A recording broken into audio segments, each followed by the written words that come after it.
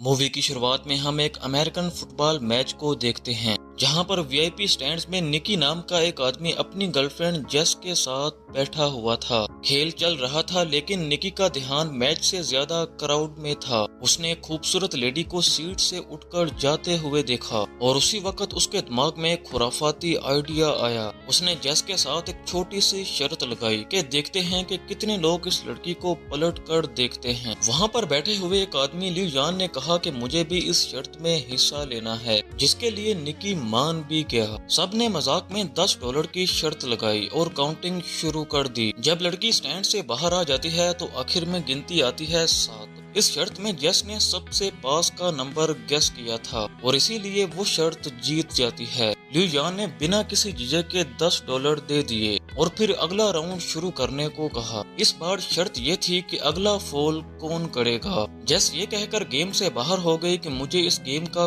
कोई नॉलेज ही नहीं है, लेकिन निकी इस गेम में कूद पड़ा और उसने $1000 की शर्त लगाई। सीटी बजते ही रेफरी ने फॉल दे दिया और जिस टीम पर निकी ने शर्त लगाई थी वो टीम जीत जाती है। निकी ने ल्यू यान से पैसे पकड़े और पैसे अपनी जेब में डाल लिए और अब ल्यू यान शर्त हारने के बाद भी और भी ज्यादा एक्साइटेड हो गया। उसने कहा कि अब की बार $5000 की शर्त लगाते हैं। इस बार का सवाल ये था कि अब की बार वो बॉल को पास करेंगे या फिर उसको लेकर दौड़ेंगे। अब यहाँ पर निकी 5000 का दाव खेलने में थोड़ा हिचकिचा रहा था, लेकिन आखिरकार वो मान ही गया। ल्यू यान ने गेस किया कि वो भागेंगे और निकी ने कहा कि नहीं, वो पास करेंगे और जैसे ही सीटी बजी वो प्लेयर बॉल लेकर दौड़ गए और इसी वजह से अब निकी $5000 हार गया। अब निकी ने कहा कि कोई बात नहीं, 5000 ही तो थे, हार गए तो कोई बात नहीं। इसके बाद वो गेम को बंद करने को कहता है और अपनी गर्लफ्रेंड को चाय पीने के लिए बोलता है, लेकिन ल्यू यान ने जिद पकड़ ली। वो कहता है कि तुम वीआईपी लॉन्च में बैठे हो, पैसा तो है तुम्हारे पास। एक और बाजी खेलते हैं और इस बार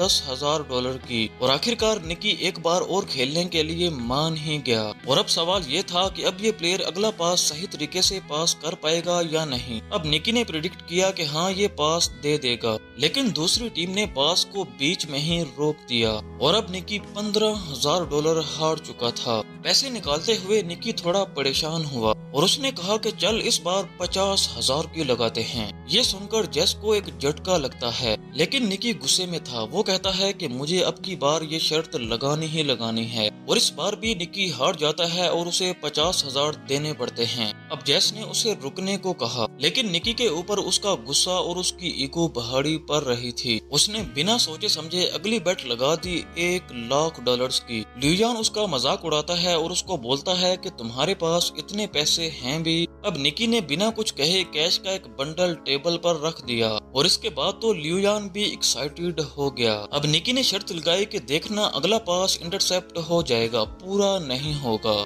लेकिन इस बार भी निकी शर्त हार जाता है और निकी को एक और लाख का झटका लगता है। अब वो समझ नहीं पा रहा था कि इस मुसीबत से कैसे निकलूं। उसकी इस हरकत से जेस भी बहुत ही ज्यादा हैरान थी, लेकिन अब गेम और भी ज्यादा तगड़े लेवल पर पहुंच चुकी थी। निकी ने कहा कि मेरे पास $1 मिलियन बचे हैं, देखते हैं कि इस बार कौन जीतता है। अब ल्यू यान लगातार जीत रहा था तो इसीलिए वो खुशी से पागल हो रहा था। उसने निकी को एक एटीएम मशीन की तरह देखना शुरू कर दिया। ल्यू यान ने अपना पता निकाला जो थी 5 की पंजी और अब निक को 5 से बड़ा पत्ता निकालना था। जीतने का चांस काफी ज्यादा था। निक ने पत्ता उठाया और बहुत ही कॉन्फिडेंस से पलटा, लेकिन हैरानगी की बात तो ये है कि उसकी तो तिक्की निकली, यानी 3, और ये देखकर जेस फौरन ही कुर्सी से नीचे गिर गई। अब निकी 1 मिलियन से भी ज्यादा पैसे हार चुका था। इस शर्मनाक हार के बाद उसके पास कहने को कुछ भी नहीं बचा था, तो उसने चुपचाप जेस का हाथ पकड़ा और उसको बाहर ले जाने लगा। उसने जेस का हाथ पकड़ा और उसके साथ बाहर जाने लगा। वो अब बहुत ही ज्यादा दुखी हो चुका था, लेकिन ल्यू यान था जो अभी भी उसको चिढ़ा रहा था। उसने कहा कि बेटे, यही होता है उस्ताद के साथ खेलने का नतीजा। निकी ने रुक कर एक और शर्त लगाई $2 मिलियन की। अब की बार आइडिया थोड़ा नया था। अब निकी ने ल्यू यान को बताया कि वो किसी भी प्लेयर को दूरबीन से चुन सकता है और अगर निकी ने उसका जर्सी नंबर सही से गेस किया तो जीत उसकी। लिu यान इस बात से थोड़ा कंफ्यूज हो गया। उसने कहा कि ये तो दिमाग पड़ने वाली बात हो गई। उसे लग रहा था कि मानो निकी अपने पाँव पर खुद कुल्हाड़ी मार रहा है। उसे थोड़ा शक भी था कि कहीं निकी चीटिंग तो नहीं कर रहा। उसके शक को दूर करने के लिए निकी ने उसको कहा कि चल मैं गेस भी नहीं करता, इस बार गेस भी जेस करेगी। जेस ने गुस्से से निकी को देखा और उसको समझ ही नहीं आ रही थी कि ये चल क्या रहा है। वो कहती है कि मैं सही आंसर कैसे दे पाऊंगी। ये कहकर वो वहाँ से जाने लगी, लेकिन लिu यान के सिक्योरिटी गार्ड ने उसे जाने से रोक लिया। अब निकी ने जेस का हाथ पकड़ा और उसको बोला कि बस ग्राउंड में नजर घुमाओ और जो नंबर तुम्हें अपना सा लगे वो नाम ले दो। लिu यान ने दूरबीन उठाई और एक प्लेयर को चुना। इसके बाद जेस ने दूरबीन उठाई और पूरे ग्राउंड को देखा। हर तरफ उसे जर्सी नंबर्स ही दिख रहे थे। तभी उसकी नजर एक जाने पहचाने चेहरे पर पड़ी और तभी उसको निकी की बात याद आई कि जो नंबर अपनापन सा लगे वही नंबर सही होगा। वहाँ उनका दोस्त फरहाद 55 नंबर की जर्सी पहने हुए था। जेस को समझ आ गया कि ये सब निकी के प्लान का एक हिस्सा था। उसने कहा कि नंबर 55 और वो एकदम सही जवाब था।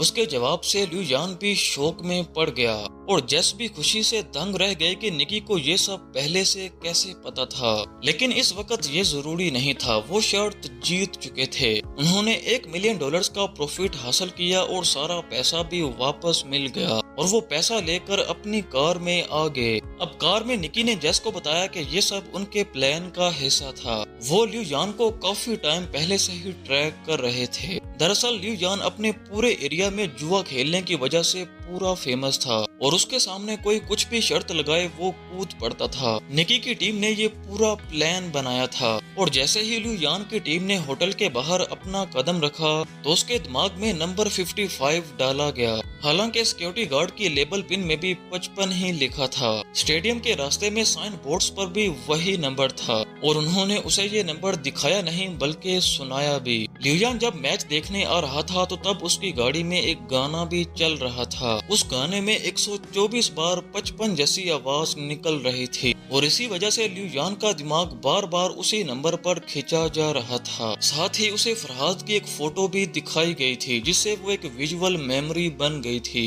जब वो दूरबीन से देख रहा था तो उसका दिमाग खुद ही नंबर 55 पर गया और जेस ने फरहाद को देखते ही 55 कह दिया। जेस को इस गेम के बारे में पहले से इसलिए नहीं बताया गया था ताकि इस पूरी गेम के दौरान उसके एक्सप्रेशन बिल्कुल असली रहें और ये सब सुनकर जेस निकी से पूरी तरह से इम्प्रेस हो जाती है।